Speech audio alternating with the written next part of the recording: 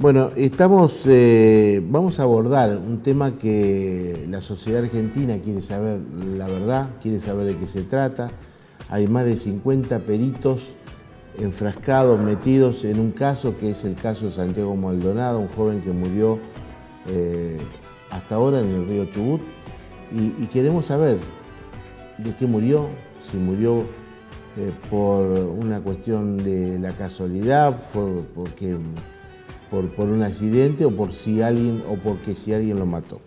Y tenemos al doctor Pimpinera, un prestigioso realmente que eleva nuestro programa, un hombre, un profesional que tanto los abogados penalistas como el Poder Judicial aprecia mucho y hace tiempo que lo queríamos tener aquí para hablar. Vamos a hablar ahora del caso Maldonado. ¿Cómo le va? Buenas noches, ¿bien? Bien, bien. Muchísimas gracias por haberme invitado. No, por favor, un gusto para nosotros tenerlo. Vamos a hablar del caso Maldonado, después en otra oportunidad lo vamos a molestar para hablar un poquito de su función dentro del Poder Judicial tan importante. ¿Cuántos años hace que está trabajando? 20 años. 20 años. 20 años. ¿Siempre en el mismo lugar, en el cuerpo forense? Siempre en el cuerpo forense. Sí. Así que también muy apasionado de mi tarea. Realmente. Docente además. Yo soy el titular de la Cátedra de Medicina Legal de la Facultad de Ciencias Médicas de la Universidad Nacional del Litoral. Y la verdad que me ha tocado una historia de vida, porque yo cuando estudié medicina en Rosario, yo ingresé el día del golpe militar. Ah, mire usted. Así que, mejor dicho, ese día era el primer día de clase y obviamente se suspendió. Difícil. Y comenzamos por ahí el mes de mayo. Sus padres le habrán hecho volvete.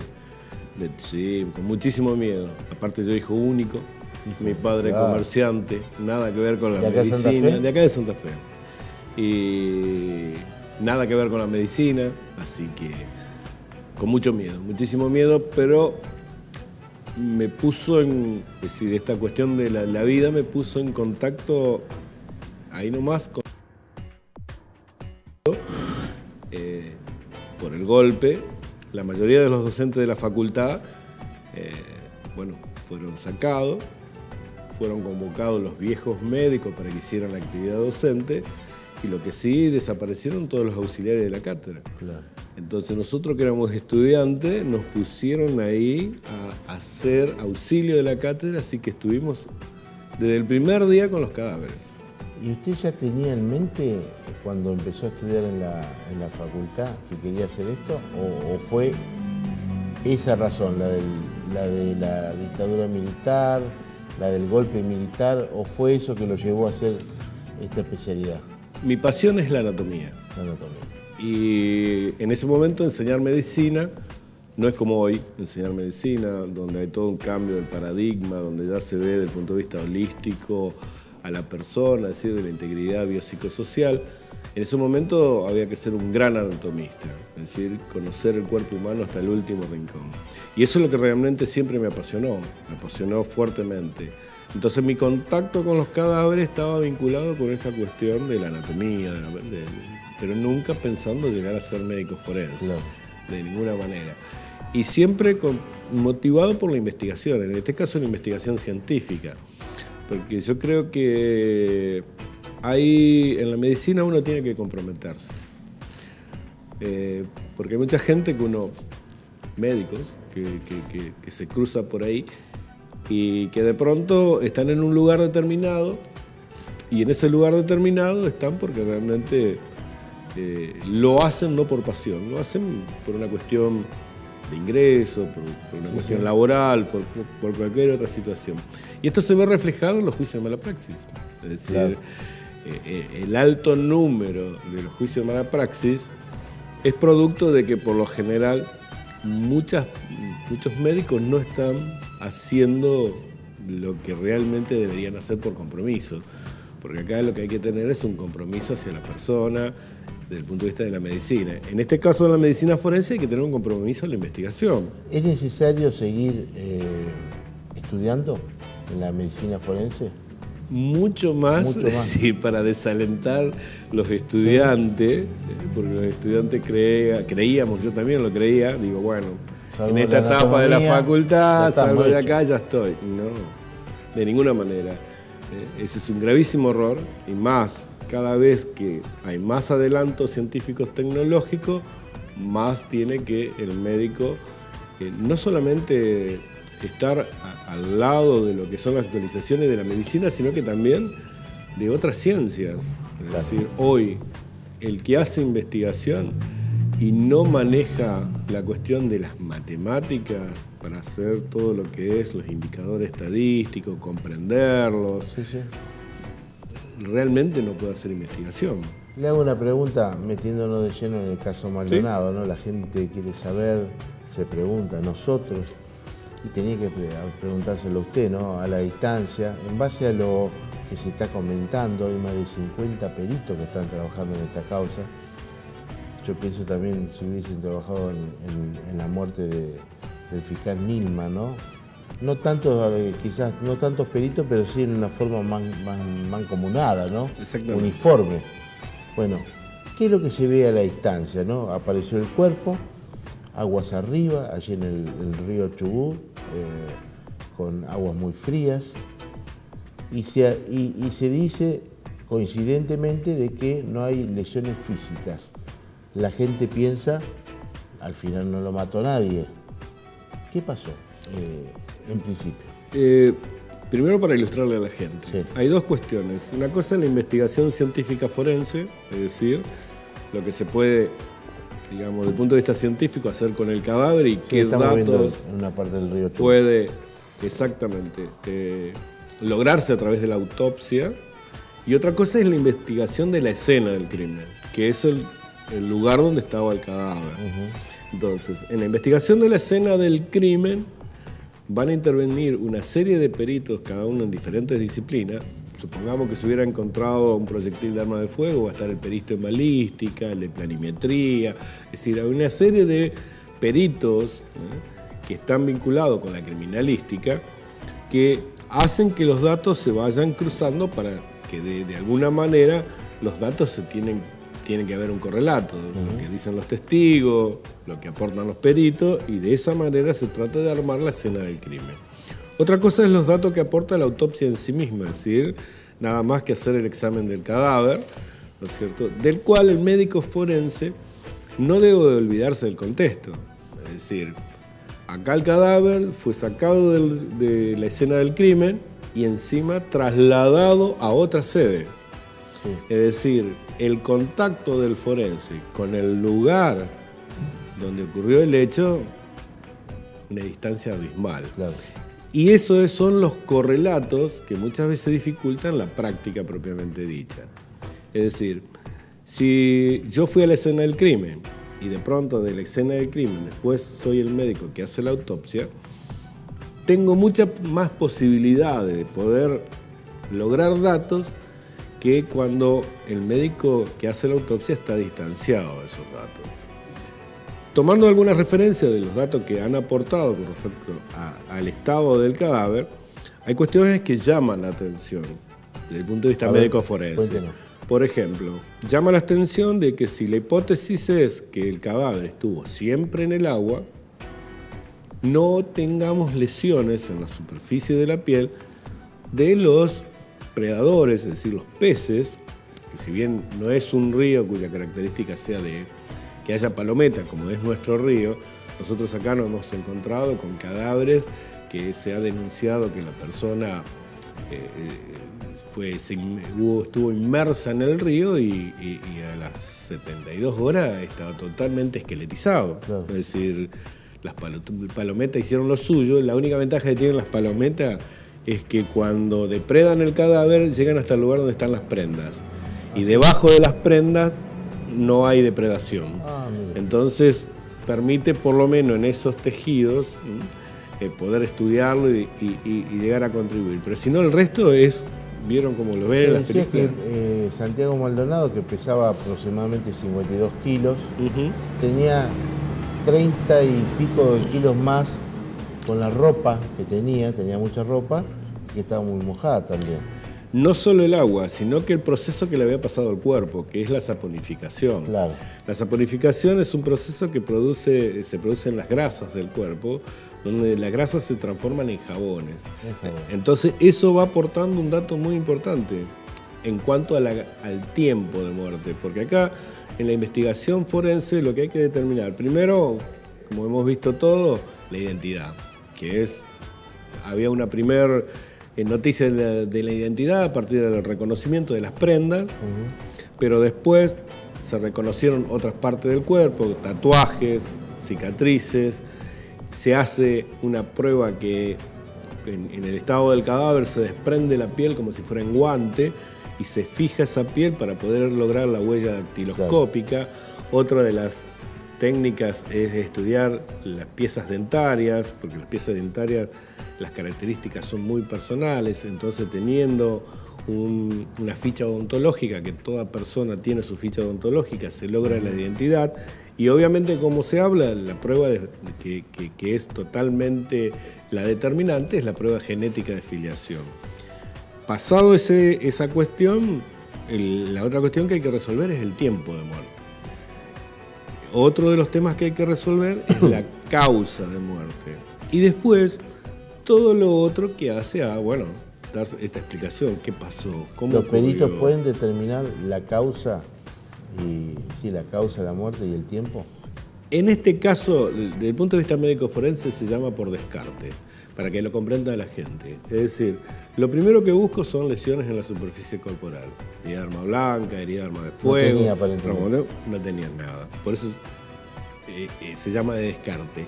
Al descartar eso, tengo que empezar a pensar otro tipo de muerte violenta, asfixia por sumersión. Si es una asfixia por sumersión, los dedos marcados.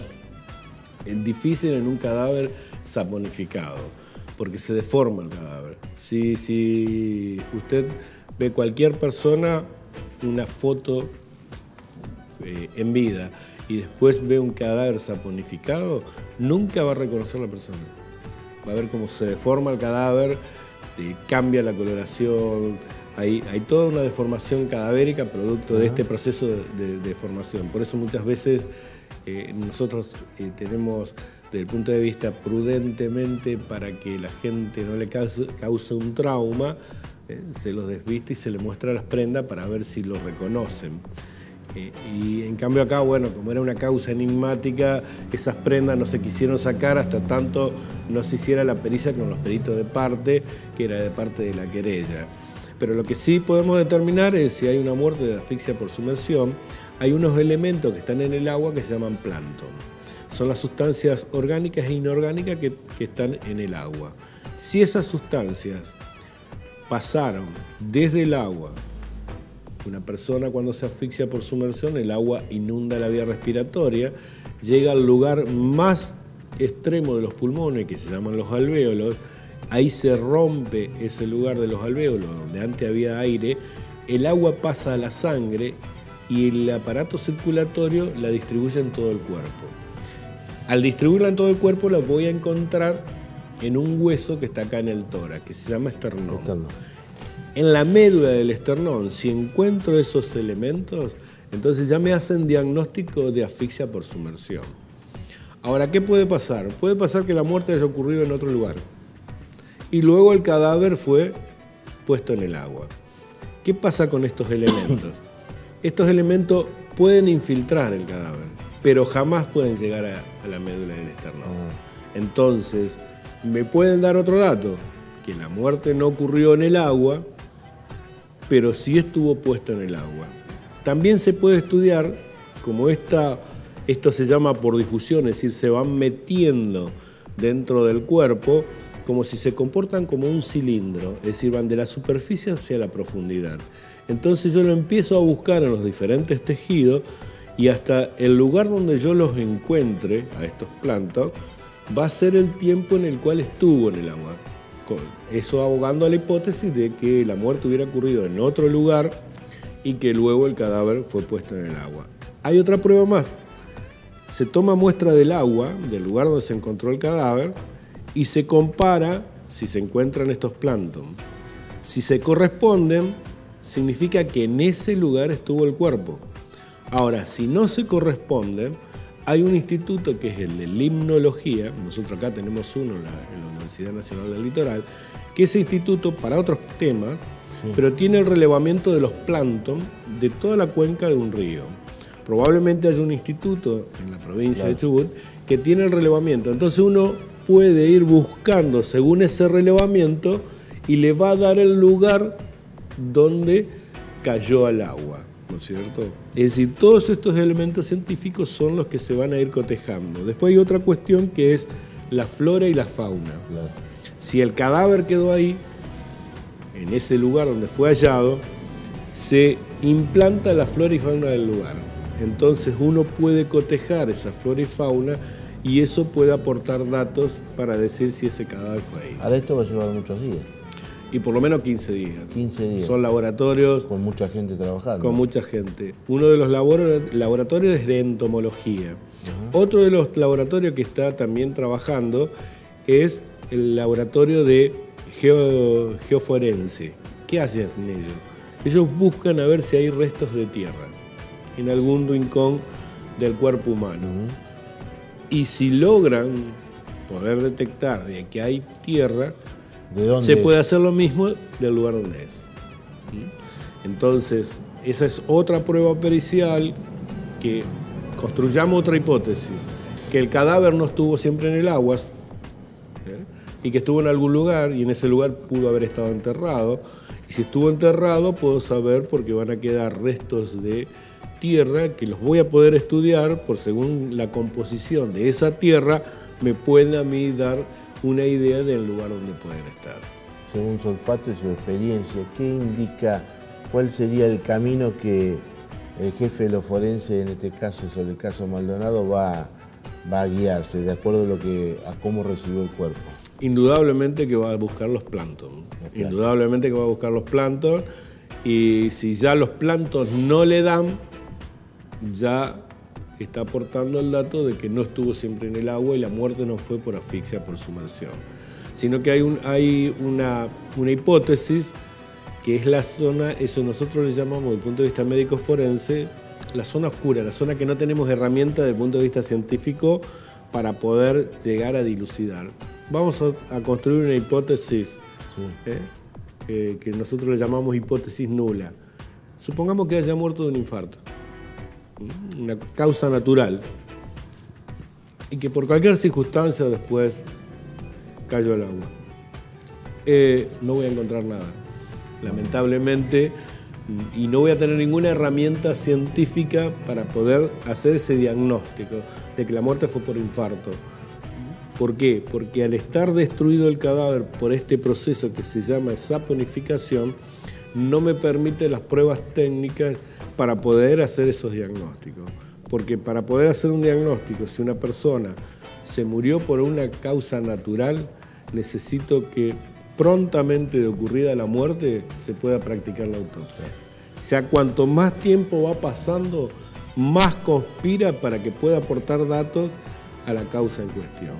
Por eso, sí, a veces casi imposible, a veces uno tiene que entregar un informe diagnóstico que se toma como muerte natural, porque no hay lesiones, ¿no es cierto?, de ningún tipo, pero simplemente por una muerte de descarte, es decir, miren, buscamos todas las lesiones, no encontramos nada, entonces murió en forma natural, pero no porque podamos tener elementos para poder determinar qué causa natural generó la muerte, ¿no es cierto? Le agradezco mucho. No. Vamos a ver si tenemos una oportunidad de fin de año para charlar un poco más extensamente sobre la función que cumple usted, su cuerpo forense en el Poder Judicial tan importante en estos momentos. Muchas gracias, muy gentil. No, muchísimas gracias. Gracias por invitarme y a disposición cuando ustedes quieran. Muchas gracias. El doctor Pimpinela, director del cuerpo forense del Poder Judicial de la primera circunscripción, una eminencia, un docente además que vino a hacer la docencia acá con nosotros, gratuitamente. Muchas gracias, doctor. Después de la pausa, el triunfo en Timbú de Amaro Fito González, presidente comunal, que me parece que se va a empezar a proyectar a nivel provincial. Después de la pausa.